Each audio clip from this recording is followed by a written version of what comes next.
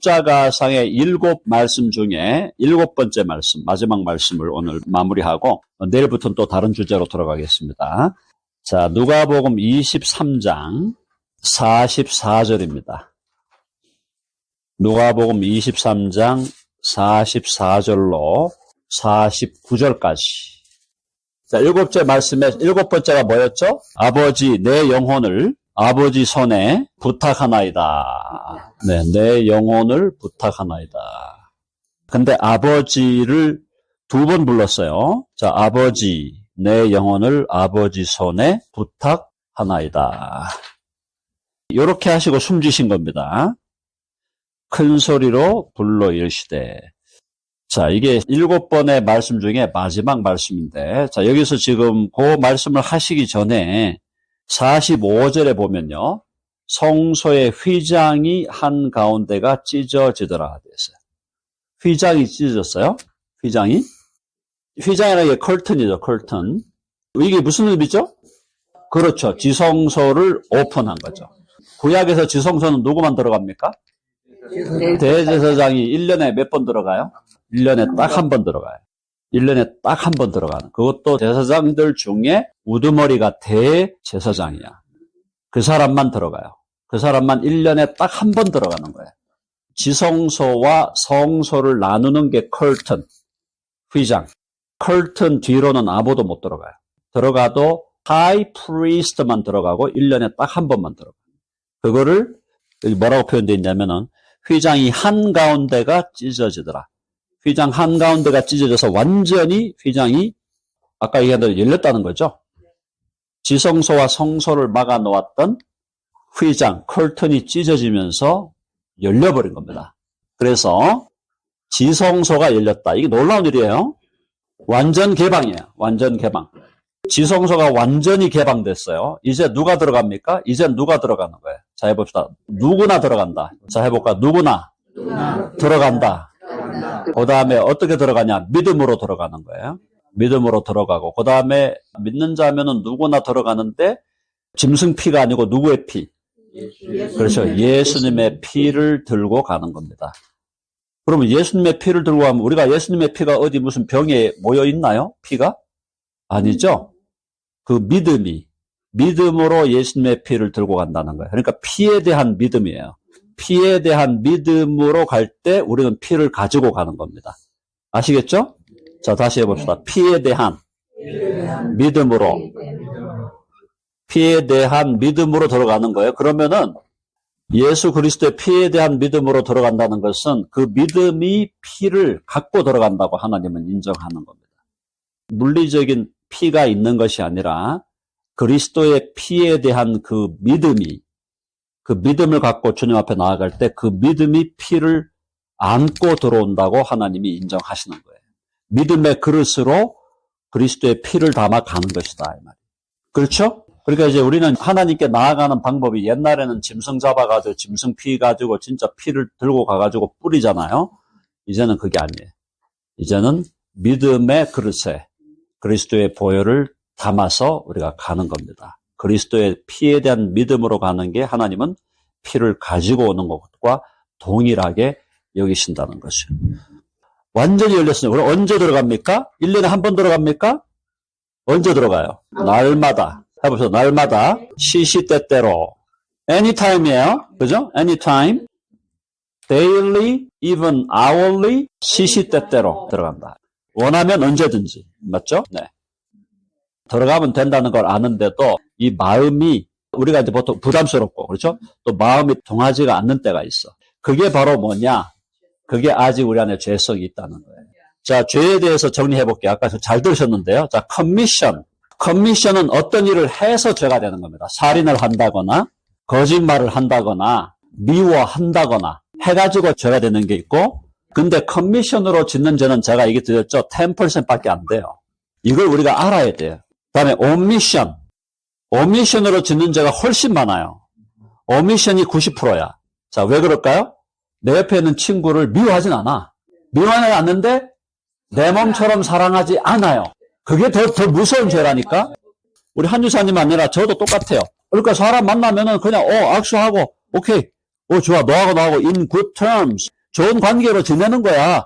근데 진짜로 내가 얘를 내 몸처럼 사랑하나? No way. I don't think so. 그런 적이 너무 많은 거야. 그러니까 커미션은 내가 행함의 죄, 행해서 죄가 되는 거. 오미션은 안 해서 죄가 되는 거야. 근데 안 해서 죄가 되는 게 90%예요. 그러니까 사람들이 자꾸 자기가 죄인이라 그런 거를 이해를 못하는 이유가 아니 내가 뭐 그리 나쁜 짓을 한 게 뭐가 있냐고. 도대체 내가 누구를 죽였어요, 뭘 사기를 쳤어요, 생각을 해보시라는 거야. 그러면 그렇게 생각하면 죄인이 아닌 것 같지.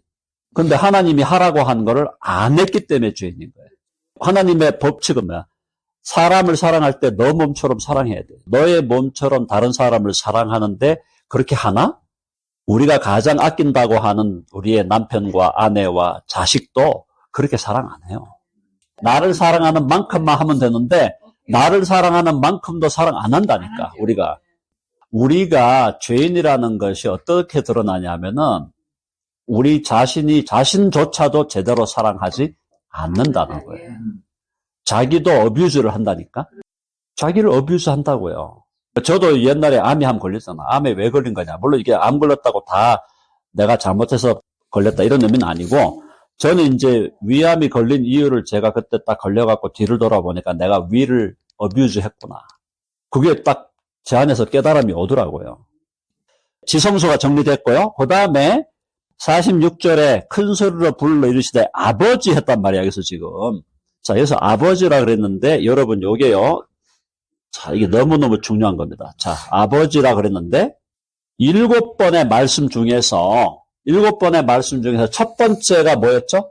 아버지여 저들의 죄를 사하여 주옵소서. 저들이 뭘 하는 것을 모른다 그랬죠? 근데 이때 1번에서도 예수님이 하나님을 누구로 불렀어? 아버지로 불렀죠. 아버지로 불렀죠? 4번에서 아버지로 불렀나요? 뭐로 불렀나요? 4번에. 네 번째가 뭐예요? 나의 하나님, 어찌하여 나를 버리시나이까? 여기서는 뭐라고 불렀어요? 여기서 아버지로 불렀어요? 하나님으로 불렀어요? 하나님. 7번째, 마지막은 아버지예요? 하나님이에요? 아버지. 자, 요거 좀 느낌 아시겠습니까? 느낌 아시겠어요? 시작할 때 아버지로 시작했어요? 아버지 저들의 죄를 용서해 주십시오. 네 번째 단계에서는 아버지라고 못 부르는 거예요. 이 네 번째 단계에서는 어떤 상황이에요? 하나님이 등을 돌린 거예요. 하나님이 예수 그리스도에 대해서 등을 돌려버렸어. 그리고 그 하나님의 진노가, 총체적인 진노가 예수님에게 쏟아지는 상황이야. 그러니까 여기서는 아버지라고 못 부르는 거예요. 이해되십니까? 이거 심판의 상황이에요. 여기서는 아버지로 부른 게 아니라 하나님으로 불렀어요. 자, 7번째 마지막에는 또 뭘로 불렀어? 아버지로 돌아온 거야. 그러니까 아버지로 시작을 했고 아버지로 끝을 맺었는데 중간에 이 지금 네 번째 말씀 엘리 라마 사박다니 나의 하나님 어째 나를 버리시나이까 할 때 이거는 완전한 심판의 현장이에요. 이때는 하나님이 아버지가 아닌 거야. 좀 엄밀하게 말하면. 그냥 하나님이야. 이해되시죠? 그래서 아버지가 이때는 아들을 향하여 등을 돌려버리신 거예요. 하나님의 그 진노가 아들에게 쏟아지고 아버지는 얼굴을 돌리고 예수 그리스도는 아버지로부터 버림받는 상황이에요. 완전히 버림받는 상황. 근데 여기서 끝난 게 아니야. 4번에서 끝난 게 아니죠? 7번 마지막에는 다시 아버지를 2번 불렀잖아요. 아버지 내 영혼을 아버지 손에 부탁하나이다. 자, 그래서 여기서 몇 가지 결론을 내립니다. 첫 번째, 우리가 하나님을 부를 때도 그냥 막연한 하나님이 아니라 우리는 하나님을 아버지라고 불러야 된다. 아멘 하시죠? 네, 아버지예요. 하나님 God, that's great, but 아버지, that's greater. 주기도문에 하나님이란 말이 안 나오잖아요, 사실은. 나오긴 나와도 하나님이란 말이 뒤에 숨어 있지. 예수님께서 항상 하나님을 어드레스, 하나님을 이렇게 부를 때는 항상 아버지로 부른다니까. 하나님도 썼지만 하나님이라는 단어보다는 아버지라는 단어가 훨씬 더 많이 쓰시고 그 용어를 훨씬 더 예수님이 사랑하셨고 그 용어로 우리가 하나님을 아버지로 부르시기를 예수님은 원하신다는 거예요. 하나님은 약간 거리감이 있잖아. 근데 우리가 아버지라고 할 때 더 가까워지는 거야. 그러니까 하나님을 아버지로 부르라는 겁니다. 첫째가요. 자, Father도 가시예요. Son도 가시예요. Spirit도 가시야. 근데 Son is not the Father. Father is not the Son. 이거 이해되시죠? The Son is not the Spirit. 이거 이해되셨어요? 자, 아버지도 하나님이시고 아들도 하나님이시고 성령도 하나님이시지만 아버지는 아들이 아니고 아들은 성령이 아니고 성령은 아버지가 아니고 그러니까 우리가 Son을 아버지로 부르면 안 돼. 그리고 Spirit is not Son or Father. 자, 그래서 아버지로 부르라는 거고 그 다음에 내 영혼을 아버지 손에 부탁합니다. 자, 아버지가 중요하다는 거. 두 번째는 영혼. 영혼의 중요성이에요. 물론 이제 우리가 기독교가 영혼만 중요하다고 보진 않습니다. 그러나 영혼이 우리 인생의 중심이 영혼에 있다는 건 분명해요. 우리의 영혼의 중심이 있다. 인간의 중심. 왜냐하면 영혼하고 heart가 연결된 거니까. heart하고 영혼과 heart가 연결이 되어 있으니까 영혼이 매우 중요한데 영혼의 중요성이 있다고 해서 그럼 몸은 안 중요한가? 몸은 어떻게 돼요? 몸의 부활. 몸의 부활.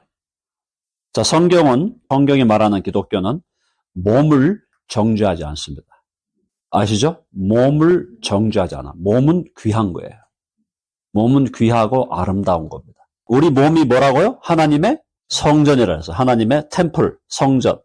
그래서 나중에 부활이 되면은 우리 몸에 있었던 모든 것들이 다 완전하게 회복됩니다. 예를 들어서 disability가 있었다.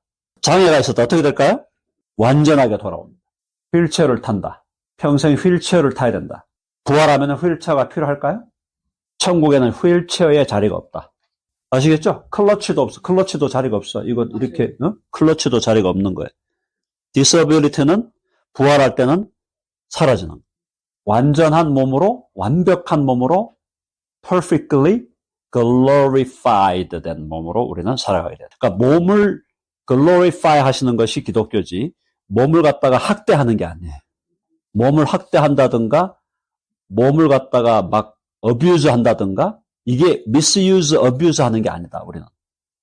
자, 그래서 우리가 이런 질문을 합니다. 죄의 location, 죄가 어디에 있는가? 죄가 어디에 있나요? heart. 근데 이 heart는 또 우리의 spirit하고 연결이 되어 있거든요. spirit과 heart가 똑같은 건 아니에요.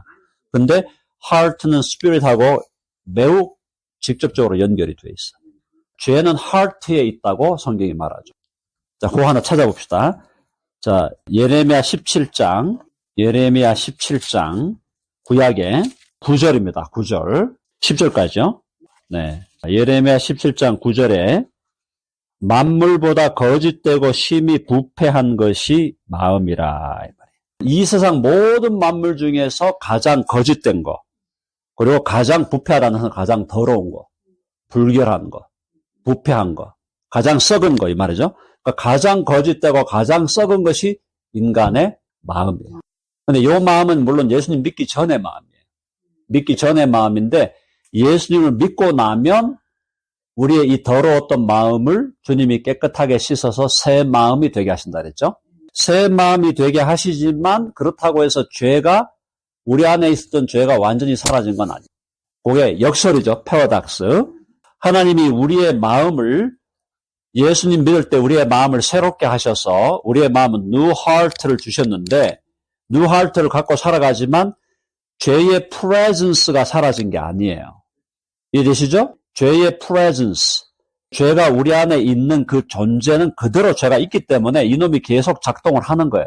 죄가 인격은 아니지만 성경에서 죄를 거의 인격적으로 표현을 하고 있어요. 죄를 묘사할 때. 죄 자체가 어떤 different, 어떤 personality는 분명히 아니에요. 근데 죄를 묘사할 때 성경은 죄를 의인화해서 표현합니다.